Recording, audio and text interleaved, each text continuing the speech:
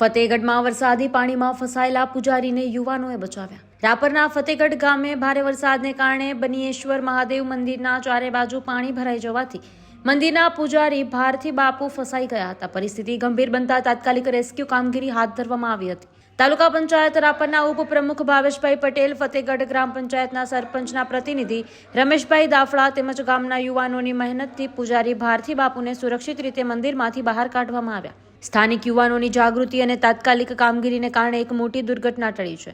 ગામમાં હજુ પણ પાણી ભરાવવાની પરિસ્થિતિ યથાવત છે અને લોકોને સાવચેતી રાખવા અનુરોધ કરવામાં આવી રહ્યો છે. સ્થાનિક યુવાનોની જાગૃતિથી ફતેહગઢ મંદિરના પૂજારી સુરક્ષિત રીતે બહાર કઢાયા. Story report by Suraj Luhar, Rapar. માં motor driving, safe and sure driving. Driving એ શોખ સાથે આપની મોટી જવાબદારી પણ છે. અમારા ઇન્સ્ટ્રક્ટર દ્વારા સચોટ અને સરળ માર્ગદર્શન. આપની રોજની તાલીમની માહિતી મેળવીને શું અધુરાશ છે એના ઉપર પૂરું ફોકસ કરાય છે.